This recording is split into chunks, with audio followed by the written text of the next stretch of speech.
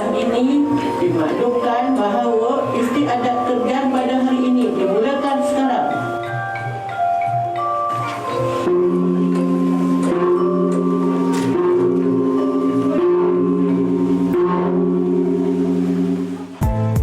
Raja beralam, penghulu berluak, lembaga berlingkungan, buah pak beranak buah, anak buah duduk bersuku-suku. Berapa suku Dua boleh bi. Bagi generasi milenial, terutama bukan yang berasal dari Negeri Sembilan, pengetahuan mereka mengenai adat berpatih hanyalah daripada budaya popular seperti lagu nyanyian waris ini.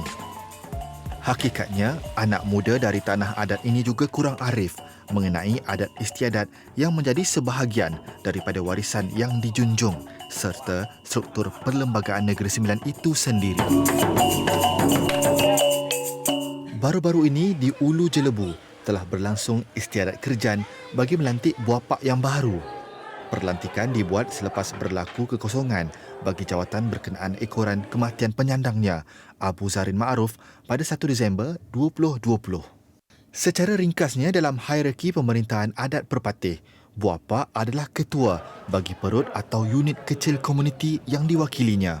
Kita pernah mendengar perbidalan adat menyebut bahawa anak buah kan dia melantik buah pak melantik lembaga pula dia melantik undang sesuai dengan Akta Tubuh Kerajaan Negeri Sembilan tahun 1959. Undang-undang ini pula semuanya punya kuasa dalam beberapa fasa untuk melantik Duli Yang Maha Mulia Tuanku.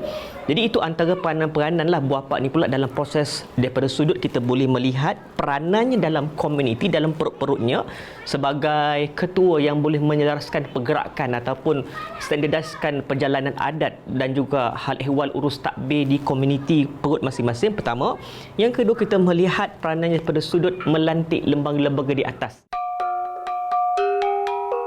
Hasil muafakat, 4 ibu suku waris berundang Ulu Jelebu bersetuju melantik Zulkafli Ahmad, 58 tahun, sebagai buah pak yang baharu dikenali sebagai Tok Beremban. Jawatan Tok Beremban akan digilirkan kepada 4 waris perut di Hulu Jelebu. Hulu Jelebu ni dia ada 4 perut, tapi buah paknya 1.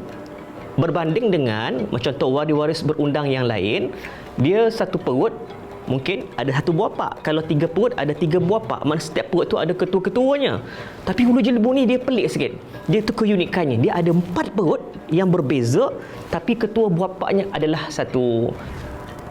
Bila orang tu dah meninggal, saya rasa saya lah jadi tunggak dia.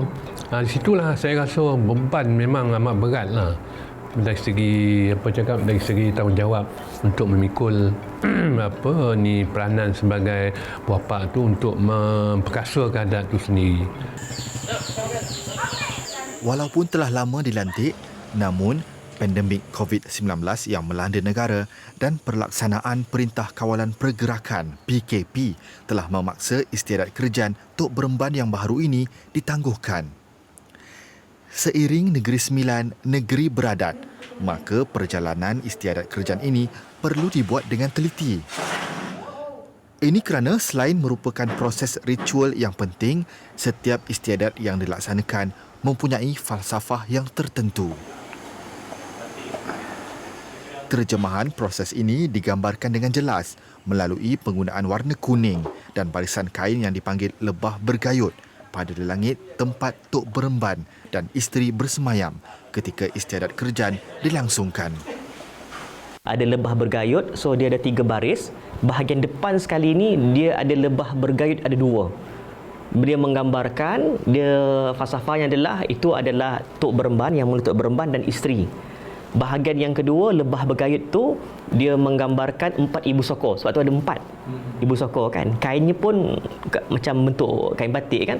Dan perbarisan yang ketiga itu menggambarkan ada 4 juga. Setiap daripada satu tu mewakili yang depan ibu sokornya. Maka maksud dia menggambarkan anak-anak buah atau waris-waris. Jadi ini adalah macam macam gambaran keseluruhan lah yang lelangit dijunjung atas kebajikan secara bersama dan adat oleh Yang Mulia Tok Beremban tadi yang di bawahnya. Sehari sebelum istiadat, anak-anak buah kampung bergotong royong memasak untuk majlis ini. Manakala Ibu Soko, Mariah Ahmad dan isteri Tok Beremban, Hasnah Abu Bakar dengan teliti menyiapkan tepak sirih yang akan dipersembahkan. Dia nak serahkan kepalanya kat kita. Ekornya kat sini. Saya nampak satu lagi yang jadi permasalahannya, generasi muda ni tak berminat.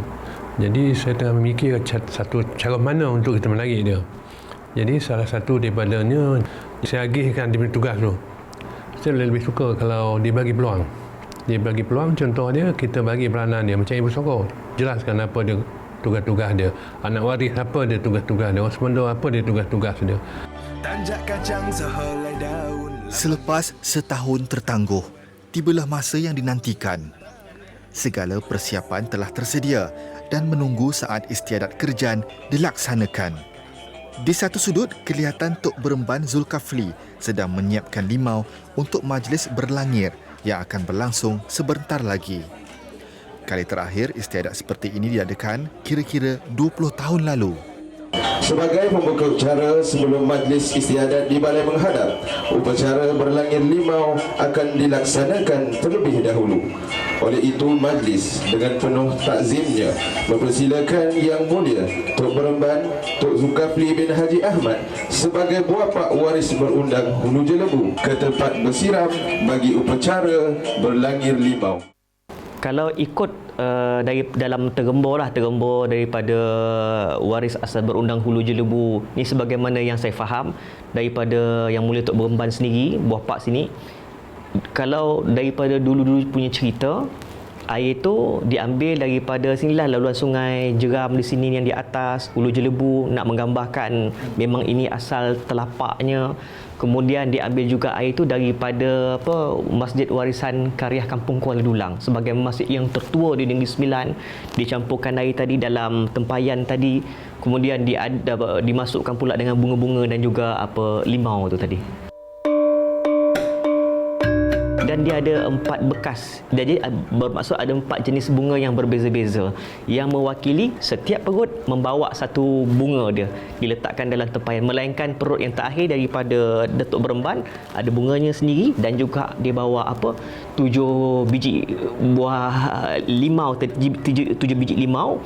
7 tu menggambarkan 7 petala langit dan 7 petala bumi, membersihkan jiwanya zahir dan batin. Macam tu falsafah dia lah, falsafah dia. Wallahu a'lam tu. Di Balai Menghadap pula, majlis dengan penuh takzimnya mempersilakan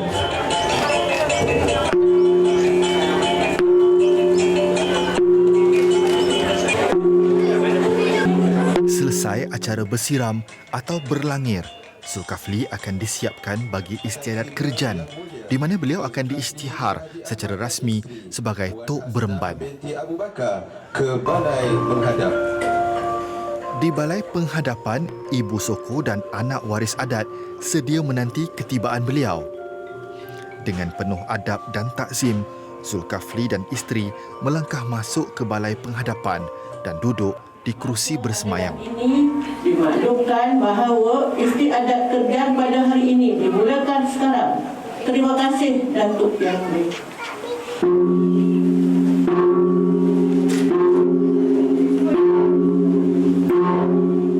Sebagai Ibu Soko, peranan yang dimainkan Mariah yang juga kakak kepada Zulkafli amat penting dalam majlis ini. Dia memula majlis dengan menyerahkan tepak sirih sebagai tanda mengalu-alukan ketibaan Tok Beremban ke telapaknya. Mariah kemudiannya memakaikan tengkolok di kepala adiknya sebelum menyerahkan 2 keris pusaka yang menjadi lambang kebesaran bagi pemegang gelaran Tok Beremban. Tok Beremban dari perut Kampung Tengah untuk memakaikan destar dan menyerahkan 2 keris pusaka adat kepada Yang Mulia Datuk. Majlis mempersilakan. Zulkafli kemudiannya mengucup keris berkenaan sebagai tanda menerima perlantikan itu. Saya Ibu Sokong Tua kepada Yang Mulia Datuk Perman Perut Kampung Tengah Puan Mariah binti Ali Ahmad mewakili semua Ibu Sokong, anak-anak waris, orang-orang sebenda dan tali-tali waris asal berundang Ulu Jelebu memperakui dengan sahnya bahawa kami semuanya berada dengan penuh ketaatan di bawah riayah dan inayah Datuk Adat. Selesai ikrar taat setia yang dibaca Mariah, ibu Sokong lain serta wakil anak waris secara bergilir tampil menghadap bagi mengucapkan tahniah atas perlantikannya ini. Walaupun peranan jawatan adat ini tidak begitu menonjol dalam sistem pentadbiran moden, namun kewujudannya mempunyai kepentingan tersendiri dalam kehidupan seharian komuniti ini. Berbekalkan pepatah, adat bersendikan hukum, hukum bersendikan kitabullah. Kepatuhan kepada struktur suku ini bukan sahaja menjadi tali pengikat, malah sebagai tonggak yang membentuk jati diri mereka. Tidak lapuk di hujan, tak lekang dek panas. Zaman berlalu dan tahun beredar, namun keteguhan adat yang bersendikan agama nan satu tetap terpelihara menjadi bekalan generasi akan datang.